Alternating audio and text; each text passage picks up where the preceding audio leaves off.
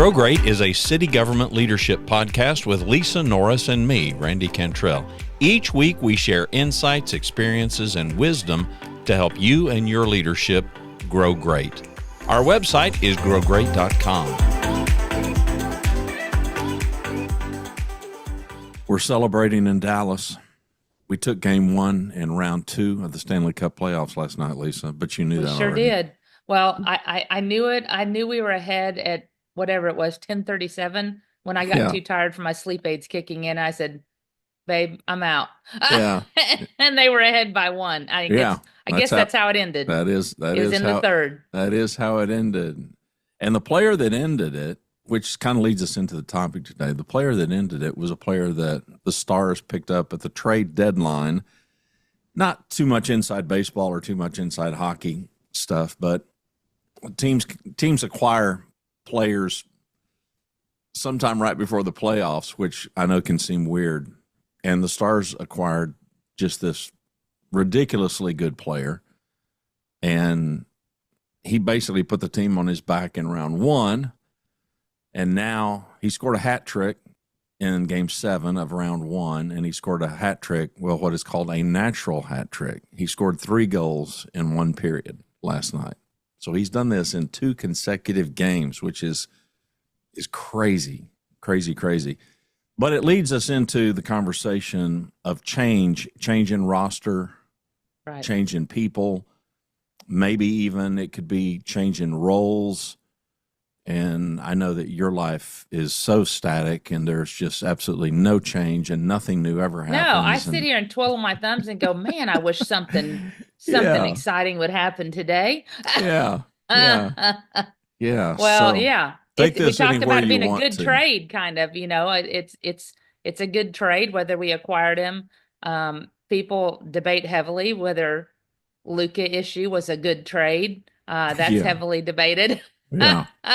Right. But there's been a lot of things happening, and change is hard, I think, for everybody. I think we'd all admit that, but I'm a big believer in change can be really good. You just don't know what you're going to get till you move through it. And as we talk about it today, and I've had the privilege and the challenge of going through a lot of change in my 29 years. And at the end of the day, some change really works out well and some change just doesn't. You try to make it work. But generally, I'm an optimist. Randy. We've talked about this. You're an optimist. Yep. I always believe no matter how hard change is, I focus on the person in front of me.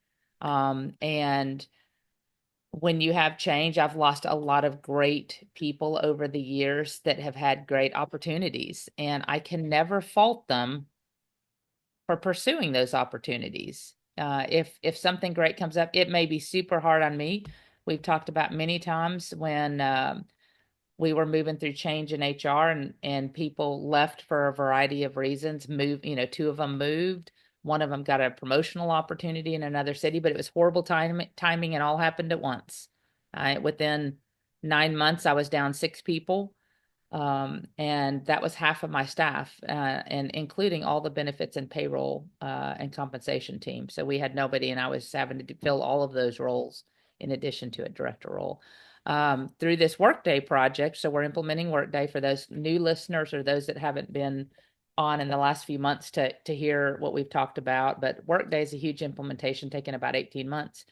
And through that, we've got different partners, different consultants helping us. And naturally, we've had, as I expected, some team members either on those consulting teams that we have gotten to know, or our own team members have changed. And one of the HR team members just got an assistant director job, which is great. That's something she had been pursuing and just left this past Friday, was a key member of the team. Our project manager through the consulting firm came on with us, was fantastic, and then got a full-time. She was just part-time on that project, got a full-time job. So we had to navigate that change. And when you have somebody that you really rely on, but we've moved through it together. We are working it all out. getting just, you just shift and modify, see what's in front of you. Uh, for me, Randy, I don't know about you. For me, I just don't like to fret about it. I focus on the people.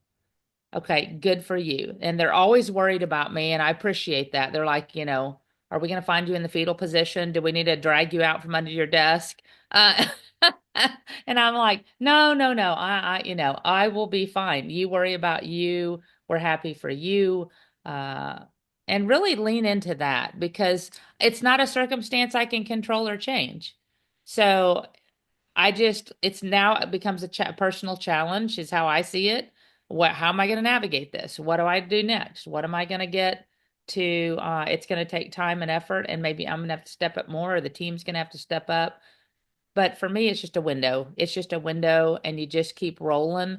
In the case of the Stars, that was a great acquisition. I want one of those. Yeah, I want one of those. and even I mean, even in that realm, you don't know. You don't know. Right. I mean, this player started out with Colorado Avalanche, where he had been for a period of time.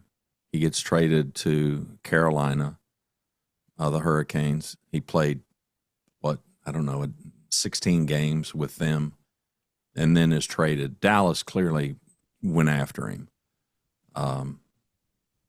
And so hard.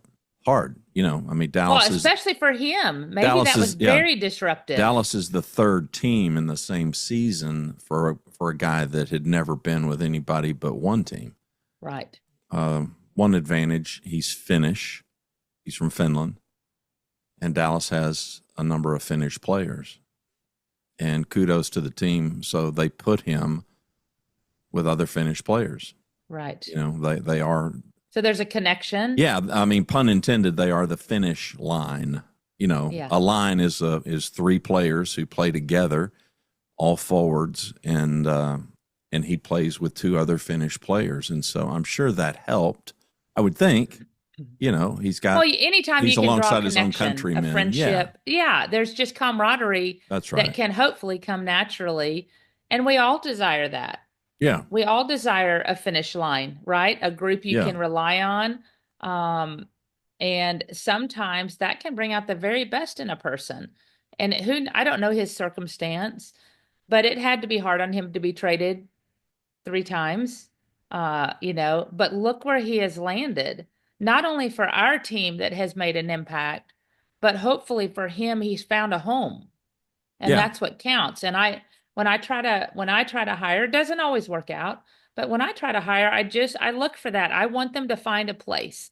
It is much less common for people like me to stay with a company for 27 years. I've been in the industry 29 in city government, but 27 of those here at Grand Prairie, and that is very, very uncommon nowadays. We're kind of, I call it a dying breed of people that just stay because people move. Typically, you see it it used to be 5 to 9 years. Now it's more in the 3 to 5 years. They just move to get what they're looking for. Not good or bad, but it creates change, and it can create chaos. But good for the people if they're achieving what they want and they have those opportunities before them. So for me, I really look at change as it's just another thing we need to navigate through. As a leader, my goal is to help the team navigate that and stay calm in the storm. Me getting riled up helps nobody. So, and I don't ever want guilt from a person. Like even the project manager at the company, the consulting firm I talked about that got a full-time job. She called me first. We'd only known each other. I don't know, Randy, and I keep clicking my cup. Sorry.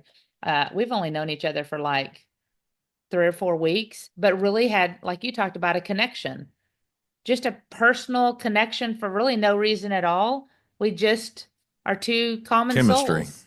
Yeah, it's just chemistry, and we've talked about just a friendship developing even in that few weeks of how nice that is to have somebody that, as Brandon calls it, my son who's in police, I got your 6. I got your back. Right. I got your 6. Mm-hmm. And they're looking out for my best interest. as a leader, but also our best interest on the project, and holding firm to that line. And you can't trade that. Like the camaraderie for this Stars player. He found a line and probably is building camaraderie, and what a difference that can make to create a high performing team if you get the right player in your lineup. I mean, you can see the impact. That is a direct, visible, and current impact that anybody watching the Stars can see. Yeah, well, he's had league record setting performance in the last 2 games. There you go. He's done things that no player has ever done. That's correct. And so had he not come to Dallas, it could be argued he probably wouldn't have. We don't know. Had he not come to Dallas, we don't know. We but would not have won that series. The last, that's I mean, for that's sure. a direct. Yeah, now, that's all the for players sure. had an impact. Yeah, that's right. right. That's there's right. defense. There's the That's goalie. right. There's lots of things that lead to that. It's not a one player game, but in this case, he did win the series for us to help us move on. Yeah, for sure. In addition to the efforts of the entire team. So well, and you can't. There's a bunch of elephants in the room. None of the least of which is the impact that a guy like that has on everybody else's performance. Right. It elevates it. They've been talking about his nickname is the Moose, and so there was a meme posted in social media today, and it shows, and they've obviously photoshopped a lot of the Dallas Stars players on the back of a big moose, riding this moose, because he's quite literally taken the team and put them on his back. Right. But he's not done it single-handedly. I mean, they certainly have contributed to give him the opportunity. We're focused on the change of maybe losing a player, a star player, or perhaps even adding a star player. But it's not lost on me that meme of, everybody makes a difference when they come into this office. Some make it better when they enter, and some make it better when they leave. That's right. Yeah. And it's the whole addition by subtraction thing. And so that's also a real thing. And sometimes it's not forced. Sometimes it happens more organically. I personally am a big believer in it being forced in the sense that a low performer gets the opportunity to become a high performer or to change. And sadly, too many times in our organizations, we lack candor to sit down and to tell them, here's what you need to do. If you'll do these things, not only can you save your career, but you can thrive. And too many times we don't have that conversation, and we just leave things to their own devices. And usually that does not work out terribly well. And then now we have to make a change, which is not great for anybody. Right. So, the change can be good or it can be bad. And it's up to us as leaders, those people who have the authority for hiring and terminating and correcting and coaching, to try to get that right. In the hockey world, it's a general manager. His name is Jim Neal, and he's got big skins on the wall, and he's the guy who architected this thing. And I would tell you, we don't know, but if we pull the curtain back, I can promise you we would find out that this had been in the works for a period of time. Yeah. He had taken, because he's noted to be a guy who takes a look at the roster and takes a look at what the needs are. And professional sports is a different world for sure. These players are under contract, and the contracts are all different, and there's a minor league system. And so some players have a different contract where they can be sent down to the minor leagues, and other players who've been in the league for a while, no, you can't send them down to the minor leagues. You just have to scratch them, or that is in a certain game, not play them. And so there's a lot of that typically we don't have. We don't have that in our world. But hopefully we're strategic about it if it's something that we can certainly impact when it comes to hiring, termination, correcting, coaching. Yeah, and when you talk about there's two sides to this that in my mind really make a trade, an acquisition successful. There's the coach, in our case the leader, and there's the player. The coach can coach all they want. They can work on getting the trade, they can work on acquiring the person. But at the end of the day, as they talk to that individual and lead them with the team, it's all about how the player performs and chooses to take the input received. And I've seen that work two ways. I've seen leaders have the candor and have the best, in this case, the employee's best interest at heart, and say, this is what I'm needing from you. Hey, this is where you had a blip. How do you see that? How are we going to grow from that? What are we going to do next time? And I've seen people, the high performers, every time. They may not like hearing the news, but every time they will take it and run with it and become better because of it. Then I've seen coaches / leaders that give the wisdom and the knowledge and say, here's what I need you to do. That didn't go well. Let's do it so different. And the employee is dismissive, doesn't take accountability, assumes it's the leader being over critical, and just walks away going, man, they're a jerk. They don't know what they're talking about. I was just fine. It always is that, I call it the pointing the fingers. Mm-hmm. It was them. It was them. It was that person. It was that individual. It wasn't me. If they hadn't done X, I would be fine. So it's not my fault. And those never go well. They cannot improve because they don't see issues in themselves to become a better employee, to become a better team player. They cannot grow because I call it don't know. They cannot grow because they don't know. They aren't willing to accept feedback given to make them better in the eyes of the leader. Right? Yeah. And it's problematic because once they have that personality built, I have never seen it change. I have never seen them go, oh, yes, you're right. I need to work on that. They'll say you're right, but they don't do anything about it. Right. They say it to get out of the conversation. Yeah, yes, exactly. I hear you. That's me. I own that. Yeah, I did that. But they don't ever change it. They just keep doing the same thing. It's like the definition of insanity. Yeah. Keep doing the same thing over and over and over, hoping for a different result. And it's the action that counts. Well, the flip side. And that's the difference between high-performing teams. Yeah, the flip side is the Dallas Cowboys. So yesterday, the Dallas Cowboys, Lisa and I are recording this on Thursday, May 8th, 2025. And yesterday, or maybe Tuesday, the Dallas Cowboys picked up a player, a wide receiver from Pittsburgh. Here's a young man. He's on a rookie contract. By all accounts, he's highly skilled, but he's got character issues. He has been fined by the league multiple times. He has gotten into it with fans, physical, and trouble just has followed him. Walking chaos. Trouble has followed him around. It could be argued. So do we have character issues here? You can have performance issues. You can have character issues. I personally have not experienced a change of scenery solving character issues.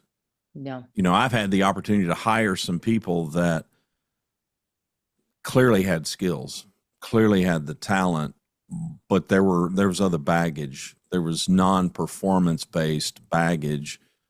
I just wasn't willing to take it on. And in watching where they land in their career, I can't think of a single instance where somebody turned it around. I'm not saying that they can't. And many people have argued there's a famous wide receiver, Randy Moss, when he was younger. And we got to keep in mind, these are professional athletes, and it is a different arena than the one that we are in. Excuse me. And there is a maturity factor. And some of these young men, it's not like they came from stellar backgrounds. Some of these young men have overcome a lot of adversity in their life. But Randy Moss he was a really, I don't know that his was so much character as it was just blatant immaturity.